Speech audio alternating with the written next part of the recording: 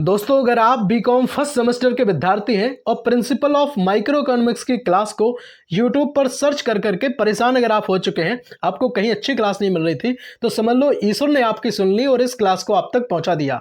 इस क्लास में हम संपूर्ण 8 यूनिट को कंप्लीट कर देंगे। ठीक है, बहुत ज़्यादा लंबी ये क्लास नहीं है, लेकिन एक और बात हम आपको बताना चाहेंगे। इस क्लास में हमने क्या किया है, देखिए टाइम नहीं था कि शॉर्ट और लॉन्ग दोनों टाइप के क्वेश्चन के साथ वीडियो को बनाया जाए, लेकिन हाँ, इस तरह से हमने इस वीडियो को डिजाइन किया है कि आप हर क्वेश्चन से रूबरू हो जाएंगे। क्वेश्चन अगर आपके एग्जाम में आया तो भाई साहब आपको हर क्वेश्चन देखा लगेगा। अपने इस भाई पर विश्वास रखना, और जिस विश्वास के साथ आप हमारी क्लास देखेंगे, हम दावा करते हैं कि हम आपके विश्वास पर खरे उतरेंगे।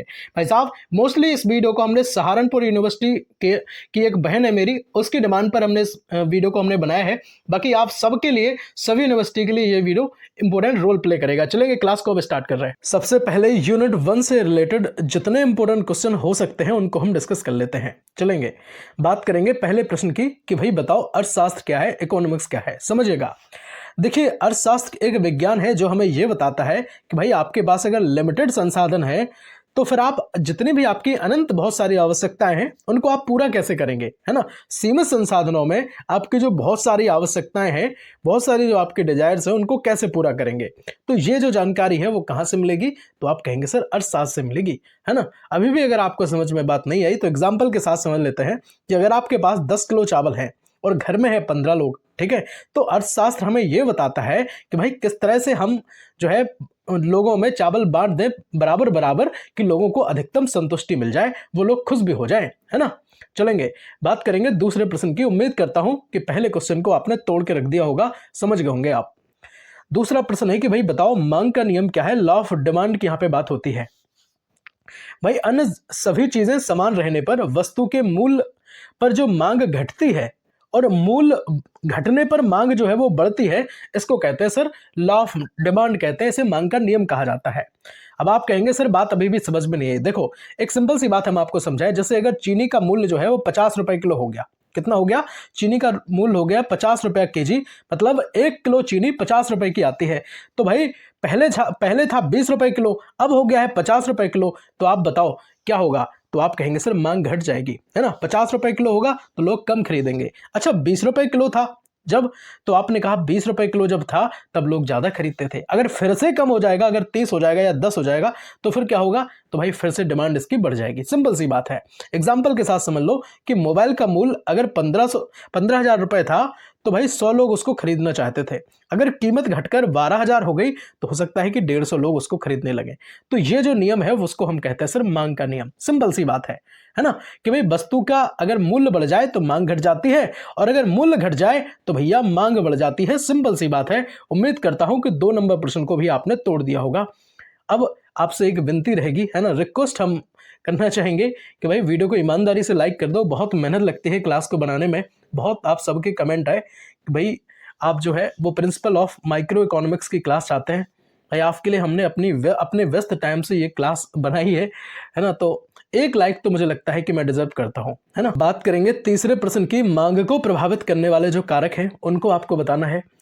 आप सबके बहुत ज़्यादा कमेंट आए कि ये जो प्रिंसिपल ऑफ माइक्रो इकोनॉमिक्स है कोई यूट्यूब पे पढ़ा नहीं रहा था, तो मुझे लगा कि भाई आपकी हेल्प करनी चाहिए, है ना। आप सब क्या है, अपना परिवार है। एक बहन के मैसेज आए, उसने हमें बताया कि वो सहारनपुर यूनिवर्सिटी से है ना, और बहुत ज़्यादा वो यूट्यूब पे पूरा ढूंढ ढूंढ करके एकदम परेशान हो चुकी थी, उसे नहीं मिल रहा था।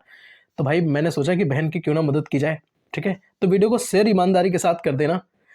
वस्तु का जो मूल्य है, उपभोक्ता की जो आय है, पसंद और रुचि की यहाँ पे बात होती है, संबंधित वस्तुओं का जो मूल्य है, जनसंख्या है, ये सब क्या है भाई, मांग को प्रभावित करने वाले कारक हैं। अब आप कहेंगे सर बात समझ में नहीं आ रही, समझ लो, उसके बाद हम एग्जाम्पल के साथ समझ लेंगे कैसे। देखो भाई, वस्तु का मूल्य जो है अगर बढ़ जाए, है ना, तो भाई मांग क्या है, घट जाएगी। अगर मूल्य क्या है, घट जाए तो मांग बढ़ जाएगी। सिंपल सी बात है ना, एक दूसरे के रेसिप्रोकल होते हैं भैया। अच्छा, उपभोक्ता की आय भी डिपेंड यहाँ पे करती है। अब जैसे मैं सिंपल सी बात बताऊं, जैसे हवाई जहाज है, ठीक है, मैं कहता हूँ एरोप्लेन है, अगर वो 10-20 हजार सस्ता भी हो जाए तो आप हमें ये बताओ कितने लोग खरीदेंगे उसको। ठीक है, अगर बिकाऊ हो जाए, मैं तब की बात कर रहा हूँ, तो कितने लोग खरीद लेंगे। तो ये बात है। चलेंगे, पसंद और रुचि की यहाँ पे बात होती है कि कई लोगों की अगर पसंद ही नहीं है, वो चीज़ चाहते नहीं है, तो फिर वो क्यों ही खरीदेंगे, है ना। या हो सकता है जिनको बहुत ज़्यादा पसंद है तो उस हिसाब से खरीदेंगे। नेक्स्ट है आपका संबंधित वस्तुओं का मूल्य कैसा है ना, अप्स हैं, डाउन्स है ना, मूल्य ज़्यादा है कम है, जो उससे रिलेटेड जो वस्तुएं हैं। जनसंख्या, उस चीज़ को खरीदने की जो जनसंख्या है वो कितनी है, ज़्यादा लोग खरीदना चाहते हैं, कम लोग खरीदना चाहते हैं, तो ये चीज़ें हैं, इसको हटा देना भविष्य की उम्मीदों को। अच्छा, एग्जाम्पल के साथ समझ लो कि यदि गेहूं महंगा हो जाए है ना, और चावल जो है वो सस्ता हो जाए, तो लोग चावल खरीदना पसंद करेंगे फिर, है ना, अब गेहूं नहीं खरीदेंगे। 4 नंबर का प्रश्न आपके डिस्प्ले पे, यूनिट 1 हम जल्द ही कंप्लीट कर लेंगे और यूनिट 2, 3, 4 करके पूरा वीडियो ये कंप्लीट हो जाएगा। भाई साहब टाइम नहीं था, इसलिए लॉन्ग और शॉर्ट दोनों को हम एक साथ लेकर चलने में असमर्थ थे, है ना, नहीं बना सकते थे, तो हमने सोचा क्यों ना एक ऐसी वीडियो बनाई जाए ताकि आपको सब कुछ समझ में आ जाए, है ना, हर क्वेश्चन के बारे में आपको जानकारी एक्चुअल मिल जाए कि भाई अगर एग्जाम में क्वेश्चन आए तो हम लिखें क्या उसमें। ठीक है, चलेंगे। मांग की जो लोच है यानी कि इलास्टिसिटी ऑफ डिमांड है, उसको हम जरा समझते हैं। तो मांग की लोच बताती है, यानी कि इलास्टिसिटी ऑफ डिमांड बताती है कि मूल्य या आय में परिवर्तन से मांग कितनी बदलती है। ठीक है, तो ये क्या बताती है कि मूल्य में या फिर आय में अगर परिवर्तन हो जाए तो मांग कितनी बदलती है, घटती है, बढ़ती है, या फिर किस तरह से जो है मांग में जो है वो इफेक्ट आता है। तो ये सब जो जानकारी है वो मांग की लोच से हमें मिलती है। प्राइस इलास्टिसिटी ये कितने टाइप की होती है ना, इनकम इलास्टिसिटी और क्रॉस इलास्टिसिटी। तो ये 3 टाइप से जो चीजें हैं उनको हम देखते हैं। जैसे एग्जाम्पल के साथ समझ लो कि भाई पेट्रोल की कीमत बढ़ने पर लोग जो है बाइक क्या है फिर कम ही चलाएंगे, है ना। अब जिनके पास खूब पैसा होगा वो चलाएंगे ज्यादा। फिर चलेंगे, बात करेंगे यूनिट 2 की। अब यूनिट 1 हम यहाँ पे कंप्लीट कर चुके हैं, यूनिट 2 को हम यहाँ पे कवर करेंगे। और भाई साहब बहुत जल्द आपके सेकंड सेमेस्टर की क्लास स्टार्ट हो जाएंगी, और कुछ तो क्लासेस हमने स्टार्ट कर भी दी हैं, जैसे बिजनेस इकोनॉमिक्स है ना, उसका भी वीडियो आने वाला है बहुत जल्द।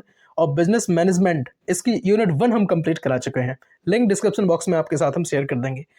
और बाकी जितने भी आपके सब्जेक्ट हैं, चाहे फिर आपका फाइनेंशियल अकाउंटिंग हो, है ना, सारे सब्जेक्ट की क्लास अपने परिवार एमबीएस पर मिलती है। कोई बच्चा अगर नया है जो पहली बार अपने इस प्लेटफॉर्म पर पहुंचा है तो भाई साहब आप सब्सक्राइब कर सकते हैं, हम आपके हर साल काम आते हैं। और छाती ठोक के हम ये दावा करते हैं कि पूरी यूट्यूब पर सबसे दमदार सुरदार कंटेंट देते हैं, है ना। आप जिस विश्वास से वीडियो भी देखते हैं हम आपके विश्वास पे खरे उतरते हैं साहब। चलेंगे भाई, उपयोगिता की यहाँ पे बात हो रही, यूटिलिटी की बात होगी। और सीमांत उपयोगिता ये क्या है समझिएगा। यूटिलिटी भाई सिंपल सी बात, किसी वस्तु के उपभोग से जो है संतुष्टि मिल जाए तो उसको कहते हैं भाई यूटिलिटी। अच्छा, मार्जिनल यूटिलिटी यानी कि अगली इकाई से मिलने वाली जो अतिरिक्त संतुष्टि है उसको कहते हैं मार्जिनल यूटिलिटी। सिंपल सी बात है। एग्जाम्पल के साथ इसको इस तरह से समझेंगे आप कि देखिएगा, अगर आपको कोई एक आइसक्रीम देता है तो मुझे लगता है कि आपको संतुष्टि होगी। ठीक है, अच्छा बहुत सारी जैसे 5-6 आइसक्रीम आपको एक साथ उसने दे दी, फिर सेकंड टर्म में क्या हुआ कि उसने और 2-4 आइसक्रीम आपको दे दी। अब आप तो खा पाएंगे ना उतनी ही, फिर आपको तीसरे टर्म में फिर उसने आइसक्रीम दे दी, तो भाई साहब ये क्या होगा, आप कहेंगे अरे भैया, है ना, अब रहने दो। तो ये मार्जिनल यूटिलिटी जो है वो समय के साथ फिर घटती जाती है। चलेंगे 6 नंबर प्रश्न की यहाँ पे बात होगी कि घटती सीमांत उपयोगिता का जो नियम है उसको आपको बताना है। Law of diminishing marginal utility क्या होती है, जैसे जैसे हम एक ही वस्तु की ज्यादा इकाइयां है ना कंज्यूम करते हैं तो हर अगली इकाई से मिलने वाली संतुष्टि जो है वो कम होती जाती है। मैंने आपको आइसक्रीम का एग्जांपल देके आपको समझाया था। जैसे पहला समोसा बहुत स्वादिष्ट, अच्छा दूसरा फिर कम लगेगा, अब तीसरा दे देंगे तो हो सकता है कि आपको अच्छा नहीं लगेगा, फिर चौथा 5वां दे देंगे, है ना। अब जिस तरह से हम समोसे की संख्या आप तक बढ़ाते जाएंगे, अब आप कहेंगे भैया अब रहने दो, है ना, अब रहने दो। तो ये क्या है, तो ये आपका हो जाएगा घटती जो सीमांत उपभोक्ता का नियम है। मुझे लगता है कि मैंने आपको खेल खेल में समझा दिया है। 7 नंबर का प्रश्न आपके डिस्प्ले पर रहेगा। वीडियो को अगर आवश्यकता है तो 2 से 3 बार आप देख सकते हैं, है ना। फोकस के साथ अंत तक देखना बहुत अच्छे से, और है ना, ताकि एक एक बात आपके माइंड में फिट हो जाए। और हो सकता है आप जिस क्वेश्चन को स्किप कर दो और क्या पता वही क्वेश्चन एग्जाम में देखने को मिल जाए। तो उम्मीद है कि इन 18 क्वेश्चन से आपको, मैंने इस वीडियो में टोटल 18 क्वेश्चन लिए हैं और इन 18 क्वेश्चन से ही आपको एग्जाम में आपको क्वेश्चन जो है वो देखने को मिल जाएगा। ऐसी उम्मीद के साथ हमने इस वीडियो को डिजाइन किया है, बहुत सोच समझ के मैंने डिजाइन किया है। चलेंगे 7 नंबर का प्रश्न है कि उपभोक्ता संतुलन और समतुल्य वक्र जो है वो क्या है, उसको हमें जरा समझना है। देखते हैं, इंडिफरेंस कर्व जो होती है, अलग अलग वस्तुओं के संयोजन जो समान संतुष्टि देते हैं उसको हम तो कहते हैं ये उपभोक्ता संतुलन है, यानी कि जो आपका माफ करना इंडिफरेंस कर्व हो जाएगा। ठीक है, चलेंगे। अच्छा, कंज्यूमर इक्विलिब्रियम क्या है, इसको जरा हम समझते हैं। तो उपभोक्ता अपनी आय और वस्तुओं की कीमत के अनुसार अधिकतम संतुष्टि प्राप्त करता है, अपनी आय के अनुसार और वस्तु की कीमत के अनुसार। जैसे जैसे भैया 100 रुपए में 5 चॉकलेट प्लस 2 कोल्ड ड्रिंक मिल रही हैं। अब सबसे ज्यादा संतुष्टि कौन दे रहे हैं, इसलिए सबसे ज्यादा संतुष्टि मिल रही है कि 5 चॉकलेट भी मिल रही और 2 कोल्ड ड्रिंक की बोतल भी मिल रही हैं। तो ये चीजें हैं। अच्छा, वही अगर 500 रुपए में मिल जाए इतनी चीजें तो फिर आप कहेंगे अरे भैया, है ना, अब रहने दो। चलिए अब यूनिट 3 को हम यहाँ पे कंप्लीट करते हैं। 2 यूनिट आपने कंप्लीट कर ली हैं बहुत अच्छे और एक बेहतरीन अंदाज में। मुझे लगता है कि एक भी चीज जो है ऐसी नहीं होगी जो आपको समझ में ना आई होगी, है ना। अगर हो सकता है अगर आपको नहीं समझ में आया है तो आप दोबारा से इस क्लास को देख सकते हैं, दोबारा से वीडियो को देख लीजिएगा। चलेंगे 8 नंबर का प्रश्न यूनिट 3 का, यहाँ से यूनिट 3 हम आप कंप्लीट करेंगे, उसके बाद 4, 5, 6, 7, 8 करके सारी कवर कर लेंगे, परेशान मत होना बस, है ना। देखिएगा उत्पादन फंक्शन यानी कि प्रोडक्शन फंक्शन क्या होता है समझते हैं। प्रोडक्शन फंक्शन दर्शाता है कि इनपुट और आउटपुट के बीच संबंध क्या है। सिंपल सी बात है, क्या दर्शाता है कि इनपुट और आउटपुट के बीच संबंध क्या है। जैसे जैसे भाई एग्जाम्पल के साथ हम समझते हैं, हर क्वेश्चन को एग्जाम्पल के साथ जोड़ने का यही मतलब होता है कि आपके माइंड में हम बात फिट कर पाए अपनी, है ना। चलेंगे, देखिएगा 2 मजदूर और 1 मशीन, है ना, 2 मजदूर और 1 मशीन अगर भैया 50 कुर्सियों के बराबर है तो 3 मजदूर और 1 मशीन क्या 70 कुर्सियों के बराबर होगी, बताओ, है ना। क्या 3 मजदूर और 1 कुर्सी 70, 1 मशीन 70 कुर्सियों के बराबर होगी। इस तरह से जो चीजें होती हैं ये हमें उत्पादन फंक्शन के साथ देखने को मिलती हैं। 9 नंबर का प्रश्न है आपके डिस्प्ले पे कि परिवर्तनीय अनुपात का नियम क्या है। लॉ ऑफ वेरिएबल प्रोपोर्शन को हम यहाँ पे समझते हैं। जब एक फैक्टर बढ़े और बाकी फिक्स्ड हो जाए, ध्यान रखना, एक फैक्टर बढ़े और बाकी जितने भी फैक्टर हैं वो फिक्स्ड हो जाएं, वो ना बढ़े, और तो फिर क्या है, आउटपुट पहले बढ़ता है और फिर घटने लगता है। आउटपुट पहले तो बढ़ेगा और फिर क्या होगा, धीरे धीरे से फिर ये घटने लगेगा आपका। सिंपल सी बात है, एग्जाम्पल के साथ समझ लो। जैसे जैसे 1 किलोग्राम जो उर्वरक है वो 20 किलो गेहूं में छिड़काव के लिए उपयुक्त है, ठीक है। अच्छा, अब 2 किलो अगर हम देखें 2 किलो उर्वरक तो भाई वो 45 किलो के लिए है। अच्छा 3 किलो तो भाई साहब ये 60 किलो के लिए है ना। अब 4 किलो तो फिर ये 58 किलो के लिए है। अब देखो आप, पहले 1 किलो 20 किलो के लिए था, ठीक है, अब 2 किलो 45 किलो के लिए। क्यों? क्योंकि ये पहले से क्या, पहले 20 था, फिर अब 2 किलो के हिसाब से देखा जाए अगर तो 45 का आधा कितना होता है, बताओ 45 का आधा कितना होता है। तो आपने कहा सर 22.5 होता है। अब देखो बढ़ गया ना, अब देखो ये बढ़ गया ना, पहले 20 था अब ये 45, है ना। इस तरह से 2 किलो के लिए, 1 के लिए कितना हुआ 22.5 हुआ ना, तब भी तो बढ़ गया ना। और फिर इस तरह से 60 हो गया, अब फिर बराबर कितना हो गया, फिर घटने लगा 20 हो गया और फिर और ज्यादा घट गया है। तो इस तरह से जो चीजें हैं वो घटने लगती हैं। तो ये क्या है, परिवर्तनीय अनुपात का नियम है कि पहले एक फैक्टर बढ़े बाकी फिक्स हो जाए और फिर इससे क्या होगा कि आउटपुट पहले तो बढ़ता है और फिर भैया घटने लगता है। सिंपल सी बात है, लॉ ऑफ वेरिएबल प्रोपोर्शन को मैंने आपको समझा दिया है। 10 नंबर प्रश्न, है ना, पहले बढ़े और फिर घटने लगे, सिंपल सी बात। 10 नंबर का प्रश्न है कि अल्पकालिक और दीर्घकालिक जो लागत है यानी कि शॉर्ट रन और जो लॉन्ग रन कॉस्ट हैं उनको आपको समझाना है। समझिएगा भाई, शॉर्ट रन कॉस्ट क्या होता है, कुछ फैक्टर जो है उसमें फिक्स्ड होते हैं, और लॉन्ग रन में क्या होता है, सभी जो फैक्टर्स हैं वो वेरिएबल होते हैं। अच्छा एग्जांपल के साथ समझ लो तब आपको समझ में आएंगी चीजें। देखिएगा टाइप ऑफ कॉस्ट पहले हम समझ लेते हैं। फिक्स्ड कॉस्ट, है ना, variable cost, total cost, average, marginal, opportunity, तो ये सब होते हैं। अच्छा एग्जांपल में जैसे फैक्ट्री है, भवन, फैक्ट्री है, ये क्या है, भवन, ये फिक्स्ड है। अच्छा मजदूरी क्या है, तो मजदूरी वेरिएबल है, ये कम ज्यादा हो सकती है, हो सकता है 300 रुपए दिन चल रहा हो, 400 रुपए दिन चल रहा हो, 500 रुपए दिन चल रहा हो। अच्छा जो फैक्ट्री या भवन है वो कहीं हिलेगा, है ना, वो तो फिक्स्ड रहेगा ना। तो ये चीज। चलेंगे 11 नंबर का प्रश्न आपके डिस्प्ले पर रहेगा कि भाई बताओ राजस्व और लाभ अधिकतम करना यानी कि जो रेवेन्यू है और प्रॉफिट मैक्सिमाइजेशन है उसको आपको हमें बताना है। देखिएगा इसका एक रिलेशन होता है सिंपल सा कि revenue equal price multi quantity, है ना। हमें अगर रेवेन्यू निकालना है तो जितनी प्राइस है और उनकी कितनी संख्या है, क्वांटिटी में कितनी है, उनका अगर हम मल्टीप्लाई कर दें तो वो हमें रेवेन्यू मिल जाएगा, ठीक है।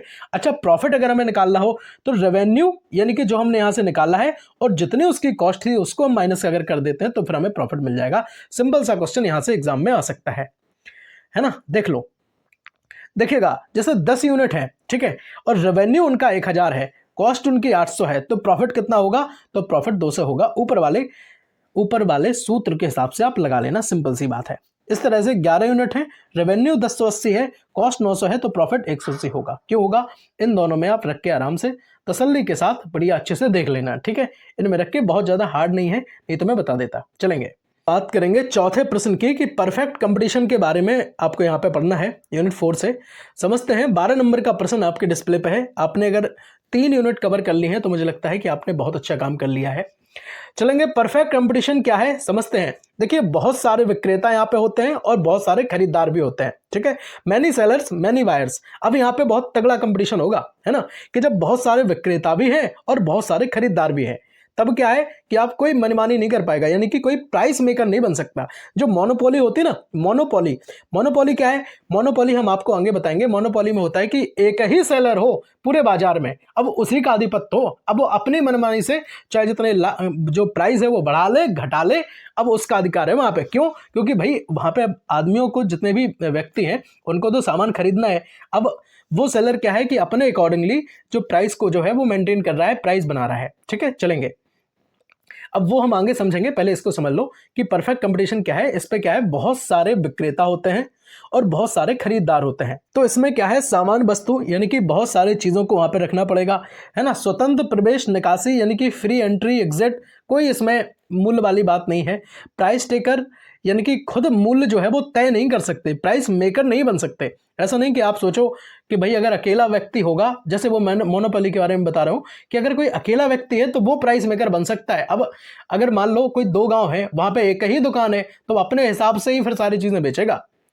चलेंगे, एग्जाम्पल के साथ समझ लेते हैं। जैसे चावल का बाजार है, अब कोई एक सेलर कीमत जो है वो नहीं बदल सकता। अच्छा, इसको इस तरह से समझो, जैसे चावल का बाजार नहीं है, मैं कहता हूं 2 गांव है, ठीक है। 2 गांव में दुकान एक है, एक ही खरीदार है, एक ही विक्रेता है, एक ही सब कुछ है, एक ही दुकानदार है, ठीक है। अब वो क्या करेगा, आप उसके पास अपना चावल लेके जाएंगे तो वो कहेगा, अगर मान लो दूर के मार्केट में कीमत चल रही है 20 रुपए किलो या 25 रुपए किलो, ठीक है, चावल की, और वो क्या करेगा कि वो आपके 10 रुपए किलो या फिर 15 रुपए किलो लेगा, तो आपको भाई क्या करना है, आपको चीजें देनी ही पड़ेंगी अगर कुछ लेना है ना। तो फिर आपको वहां पे कंप्रोमाइज करना पड़ सकता है। तो ये चीजें होती हैं।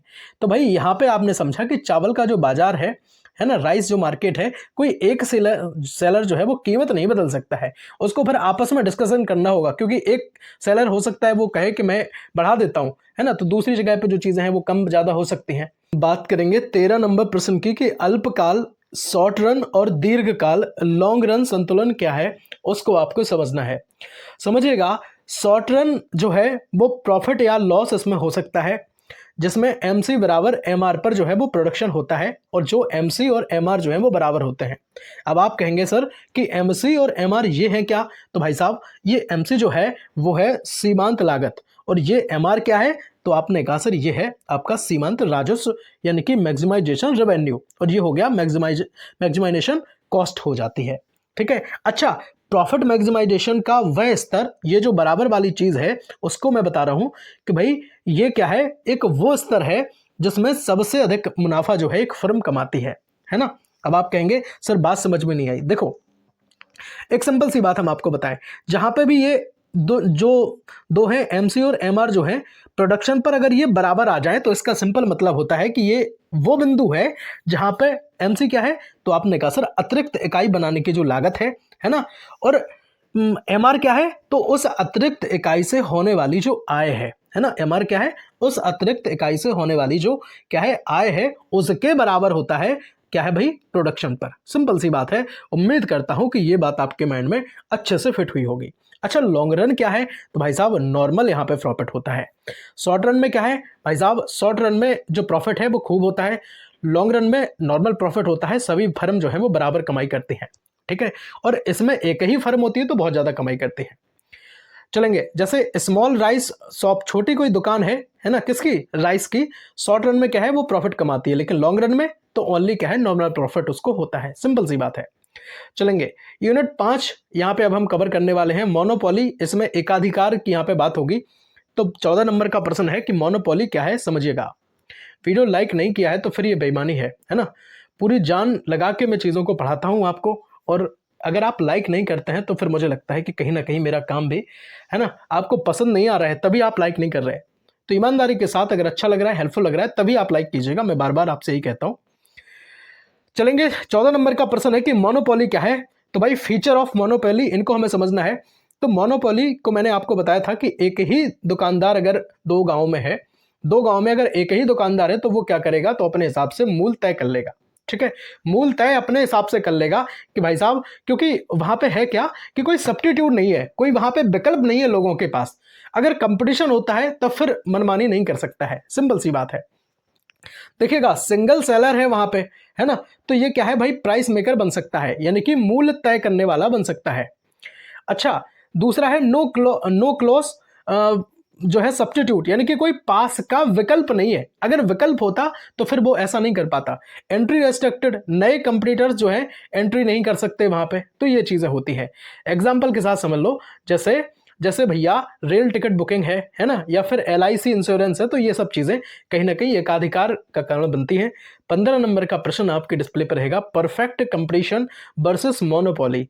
अब दोनों को ही आप अच्छे से समझ लो। यूनिट 3 में आपने समझा है परफेक्ट कंपटीशन क्या है। परफेक्ट कंपटीशन ये कि जहां पे बहुत सारे सेलर और बहुत सारे क्या हो, बायर हो, बहुत सारे कस्टमर बेचने वाले भी हो, माफ करना, बहुत सारे बेचने वाले भी हो और बहुत सारे खरीदने वाले भी हो, सिंपल सी बात है। और मोनोपोली यानी कि एकाधिकार, एक ही सेलर का वहां पे अस्तित्व है, तो वो क्या है, इसको हम एक अच्छे से समझ लेते हैं। देखिएगा भाई, परफेक्ट कंपटीशन में क्या है, यहां पे पूर्ण प्रतियोगिता की बात होती है, तो प्राइस की यहां पे बात करें तो मूल्य भैया यहां पे कम होता है। आउटपुट की यहां पे बात करें परफेक्ट कंपटीशन में, क्योंकि प्रतियोगिता अधिक है, आउटपुट तो भाई उत्पादन यहां पे ज्यादा होता है। कंज्यूमर चॉइस, कंज्यूमर जो चॉइस की यहां पे बात करते हैं उनके पास विकल्प होते हैं, है ना, विकल्प, बहुत ज्यादा विकल्प होते हैं कि भाई ये नहीं ये नहीं ये, है ना, आप अगर सही नहीं दे रहे हो तो दूसरी जगह से वो ले लेंगे चीजें। इफिशियंसी यानी कि उत्पादकता देखें तो यहाँ पे बेहतर होती है। और एंट्री और एग्जिट, प्रवेश निकासी, ये क्या है भाई, स्वतंत्र रूप से होते हैं, लोग आए देखें और चले जाएं अपना। अच्छा, मोनोपोली में क्या है, यहाँ पे एकाधिकार की बात होती है। प्राइस या फिर मूल्य को हम देखें तो भाई साहब मूल्य बहुत अधिक होता है ना, उसको तो मनमानी करनी है, प्राइस मेकर है वो, प्राइस बना सकता है अपना कि भाई इतने में नहीं इतने में ये चीज देंगे हम। बताओ, अब आपको अगर आवश्यकता है, नीड है, तो आपको खरीदना पड़ेगा वो। आउटपुट देखें तो आउटपुट यहाँ पे कम होता है। कंज्यूमर चॉइस, कंज्यूमर चॉइस यहाँ पे भाई साहब कम है, भाई विकल्प ही नहीं है ना, विकल्प ही नहीं है, आपको वही चीज लेनी पड़ेगी। अब जैसे आप, मैं कहता हूँ आप ट्यूबलाइट लेने गए तो यहाँ पे तमाम कंपनियां हैं, जैसे ओरिएंट की है ना, फिलिप्स की है, या फिर और 2-3 कंपनियां हैं। अब आपके पास यहाँ पे ऑप्शन है कि आप ये नहीं तो ये ले लो, आपने कहा इसमें मतलब इसके सही नहीं है चीजें, इसके फीचर सही नहीं है, तो ये चाहिए, है ना। तो अगर आपके पास ऑप्शन है तो फिर आप चीजें कर सकते हैं, लेकिन आपके पास सिर्फ ओरिएंट ही है, दूसरा है ही नहीं ब्रांड, तो फिर आपकी फिर ये मजबूरी हो जाएगी कि आपको यही बाय करना पड़ेगा। चलेंगे एफिशिएंसी को समझते हैं कि जो उत्पादकता है भाई साहब कम होती है। एंट्री एग्जिस्ट, ये रेस्ट्रिक्टेड होता है ना, और जो नए कॉम्पिटिटर्स हैं वो आने में हिचकते हैं।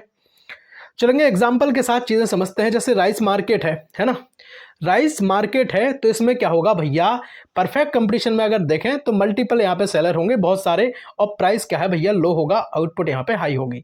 अच्छा, रेल टिकट अगर देखें तो मोनोपोली में क्या होगा, रेल टिकट में, तो मोनोपोली में अगर सिंगल एक ही आदमी है, एक ही व्यक्ति है जो सब चीजें कर रहा है, रेल टिकट बुकिंग कर रहा है, तो वो प्राइस ज्यादा रखेगा, है ना, और धीरे से काम करेगा। अब बहुत सारे लोग खड़े होंगे लाइन लगाए, अब वो अपना आराम से कंप्यूटर पे, है ना, चटर पटर करता रहेगा।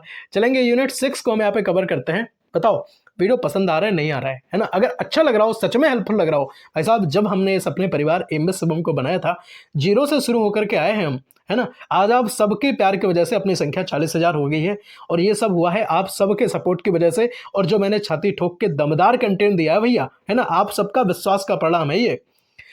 और गुणवत्तापूर्ण शिक्षा देने का हम काम हमेशा से करते आए हैं भाई साहब। जब पहली वीडियो डाली थी तभी से जो है गुणवत्तापूर्ण शिक्षा देने पर हमने फोकस किया था, है ना, और तनिक भी लोगों के विश्वास को डिगने नहीं दिया। एक से बढ़कर एक क्लास हमने आपके लिए उपलब्ध कराई है। बहुत जल्द आपके लिए हम स्मार्ट बोर्ड की पूरी व्यवस्था करने में तुले हैं, है ना, कि जल्दी व्यवस्था हो जाए, नए टीचर्स भी लाएं। आप सब हो सकता है हमसे ही पढ़ के बोर हो गए होंगे, बताओ जल्दी कमेंट में कि हमसे पढ़कर बोर तो नहीं हो जाता है कोई। चलेंगे यूनिट 6 को हम यहाँ पे कवर करते हैं। फैक्टर प्राइसिंग की यहाँ पे बात होगी, और जुड़ जाओ भैया, हर सेमेस्टर में काम आएंगे, मैं बार बार कह रहा हूँ आपसे ये बात, है ना, आपके हर सेमेस्टर में काम आएंगे, सब सब्जेक्ट हम आपको पढ़ाते हैं। आप जो हमें बताते हैं टेलीग्राम चैनल से भी आप ज्वाइन हो जाना, है ना, लिंक डिस्क्रिप्शन बॉक्स में दे देंगे, आपकी बात हम डायरेक्ट वहां पे सुनते हैं, और जो भी आपकी बात होती है भाई साहब, आपके अकॉर्डिंग भी हम क्लास बनाते हैं। ये क्लास जो है वो जो हमसे बहुत सारी हमारी बहनों ने कहा, तब हमने ये क्लास को बनाया है।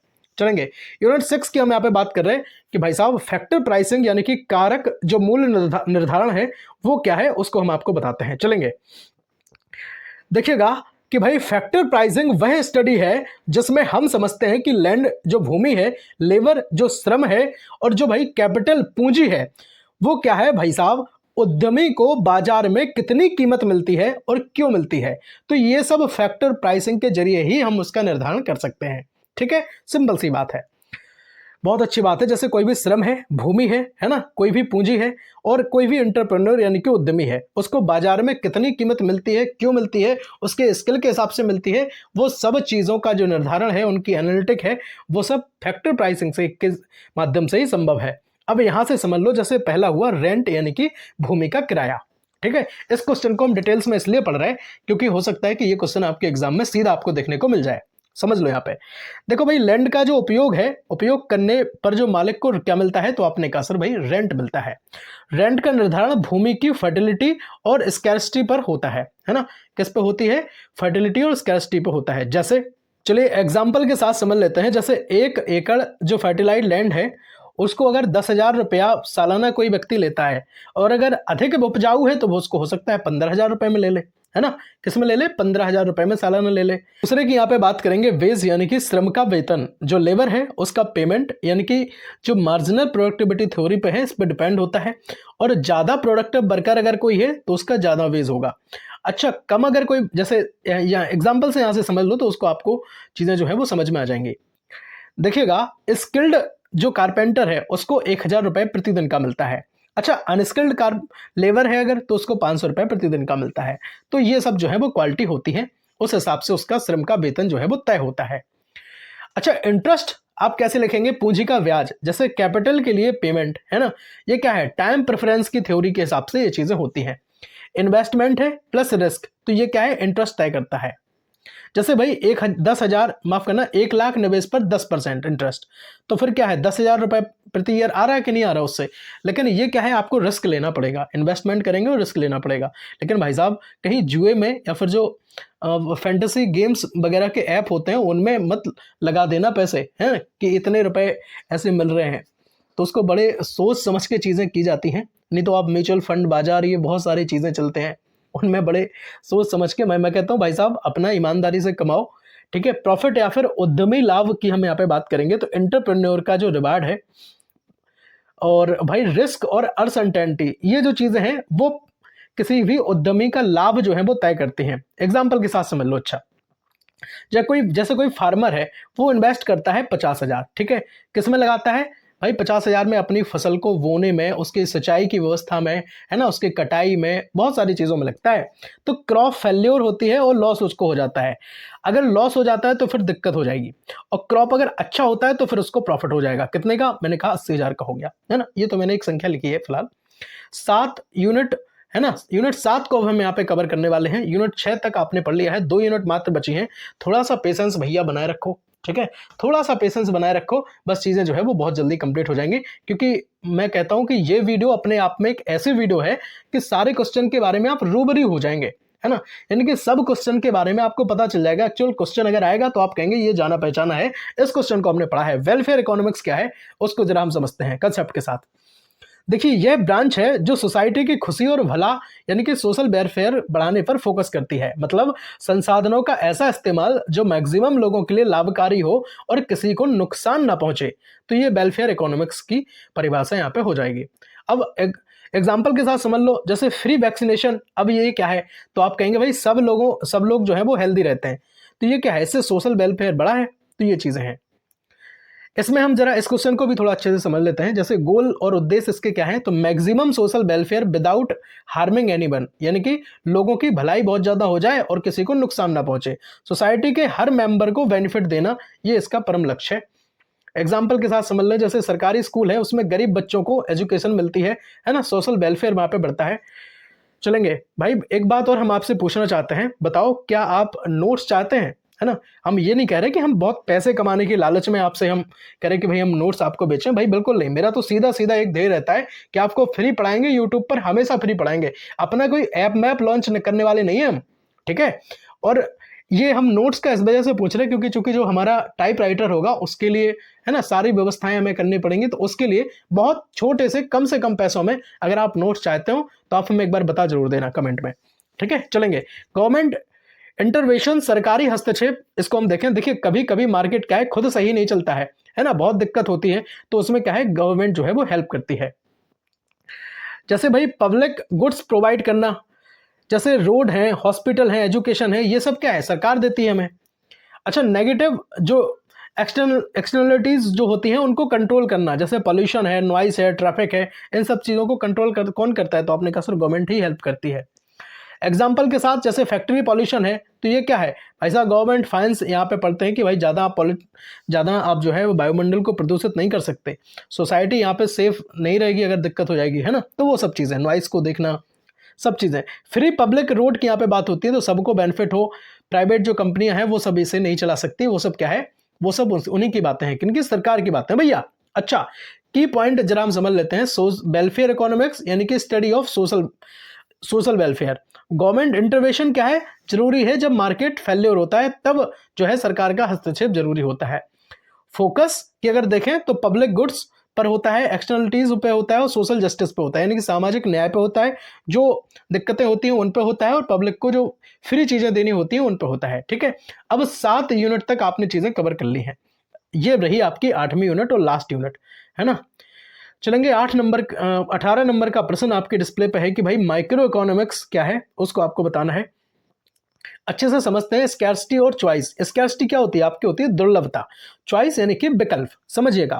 रिसोर्सेस हमेशा लिमिटेड हैं, हमें क्या है भाई, डिसीजन लेना पड़ता है कि हम क्या यूज करें। जैसे गांव में 100 किलोग्राम राइस है, ठीक है, अब अगर 30 लोग हैं, तो अब किसे कितना मिलेगा, तो ये चॉइस हमें करनी पड़ेगी। ठीक है, तो ये क्या है, स्कैर्सिटी और चॉइस के अंदर आएगा। डिमांड और सप्लाई, इस तरह से हम जरा समझते हैं कि भाई मांग और आपूर्ति, जैसे प्राइस है, और क्वांटिटी मार्केट में डिमांड और सप्लाई, प्राइस जो है क्वांटिटी मार्केट में डिमांड और सप्लाई से तय होती है भैया, है ना। प्राइस कैसे होती है भाई, डिमांड और सप्लाई, जैसे मैंने आपको स्टार्टिंग में ही बताया था कि कोई भी वस्तु है, उसकी अगर डिमांड बढ़ जाए, है ना, माफ करना, उसकी अगर कॉस्ट बढ़ जाए तो डिमांड घट जाती है ना, और अगर कॉस्ट घट जाए तो फिर आप उसकी डिमांड बढ़ जाती है। इलास्टिसिटी यहाँ पे देखें तो इलास्टिसिटी क्या है भाई, प्राइस जो चेंज होता है तब फिर डिमांड का जो है वो रिएक्शन होता है ना। प्राइस अगर कम होगा तब फिर क्या है, डिमांड उसकी बढ़ जाएगी। एग्जाम्पल के साथ समझ लो तो आपको समझ में आएगा कि भाई शुगर, जैसे चीनी की यहाँ पे बात कर रहे हो, 50 रुपए किलो चीनी अगर है तो डिमांड इसकी क्या हो जाएगी, कम हो जाएगी। अगर कम हो गई, जैसे शुगर का जो वैल्यू है, शुगर के जो प्राइस है वो कम हो गया, 10 रुपए कम हो गया, यानी कि 40 रुपए केजी हो गया, तो फिर डिमांड कैसे हो जाएगी, आपने कहा सर ज्यादा हो जाएगी, सिंपल सी बात है। कंज्यूमर, उपभोक्ता, देखिए यूटिलिटी जो है उसका सेटिस्फैक्शन यहाँ पे जरूरी है। इक्विलिब्रियम, है ना, जो मैक्सिमम सेटिस्फैक्शन है फॉर गिवन बजट, जो उसके बजट में, तो वो चीज होती है इक्विलिब्रियम, यानी कि संतुलन बैठाना। 100 में बिस्किट प्लस चॉकलेट देना, ठीक है, तो ये क्या है, मैक्सिमम सेटिस्फैक्शन देता है, क्योंकि दो चीजें मिल रही हैं यहाँ पे। चलेंगे भाई प्रोड्यूशन, उत्पादक, देखिएगा प्रोडक्शन, कॉस्ट, रेवेन्यू, प्रॉफिट, और जो प्रॉफिट मैक्सिमाइज करना, ये सब क्या है भाई, उत्पादक की चीजें हैं। जैसे फार्मर ने कितनी जमीन में कितनी फसलें जो है वो उगाई हैं, तो फिर इस हिसाब से उसका प्रॉफिट मैक्सिमाइज किया जाएगा। अब मार्केट को जरा हम समझ लेते हैं कि भाई परफेक्ट कंपटीशन, देखिएगा मार्केट दो तरीके से देखा जाता है। एक तो मैंने आपको बताया परफेक्ट कंपटीशन, दूसरा मोनोपोली। परफेक्ट कंपटीशन क्या है, परफेक्ट कंपटीशन में बहुत सारे मल्टीपल सेलर्स होते हैं, है ना, मल्टीपल सेलर होंगे। अब मल्टीपल सेलर होने की वजह से बहुत सारे खरीदार भी होंगे, और बहुत सारे खरीदार की वजह से और बहुत सारे बेचने वालों की वजह से क्या है, प्राइस वहां का कम होगा और आउटपुट जल्दी मिलेगा, हाई मिलेगा। अच्छा, मोनोपोली मतलब इसमें एकाधिकार, एक ही सेलर है, सिंगल सेलर है, तो इसका प्राइस अधिक होगा और आउटपुट कम होगा। ये सब बातें मैं आपको बता चुका हूं। एग्जाम्पल के साथ समझ लो, जैसे राइस मार्केट है ना, रेलवे टिकट है, इन सब के बारे में आपको बता चुके हैं। फैक्टर प्राइसिंग, ये सब मैं आपको बता चुका हूं, बताने की ज़्यादा आवश्यकता नहीं, तो टाइम ज़्यादा हो रहा है। ठीक है, माइक्रो इकोनॉमिक्स में जो चीज़ें हैं उसको ज़रा समझो। स्कैर्सिटी है, दुर्लभता है, चॉइस है, डिमांड सप्लाई, है ना, कंज्यूमर, आप इन सबको अच्छे से एक बार देख जरूर लो। और भाई साहब जितनी चीज़ें हमने आपको कंप्लीट कराई हैं, मुझे लगता है कि सफिशियंट है, और इस हिसाब से सफिशियंट है कि आपको हर क्वेश्चन के बारे में जानकारी एटलीस्ट हो गई कि भाई क्या है, कैसा है। ठीक है, अब एक और बात सुन लो भैया, बहुत व्यस्त जिंदगी चल रही है ना, और उन व्यस्त जिंदगी में अभी मुझे लगता है कि भाई 20 फरवरी तक तो टाइम नहीं है ना, और उसके बाद भी आप सबकी ये मतलब जब मैसेज आए, कमेंट आए, तो मुझे लगा कि अपने परिवार एम शिवम के जो विद्यार्थी हैं उनके लिए कुछ करना चाहिए। हमने क्लास को जो है बहुत सारे दोस्तों तक भेज देना जो परेशान हो रहे थे, उनसे कहना कि भाई इस क्लास को पढ़ लो, है ना, आपका भाई साहब बहुत काम हो जाएगा। मैं ये नहीं कह रहा हूँ कि हद से ज़्यादा हो जाएगा, लेकिन आप ये है कि आप ऐसे नहीं रहेंगे कि आपने कुछ पढ़ा नहीं है।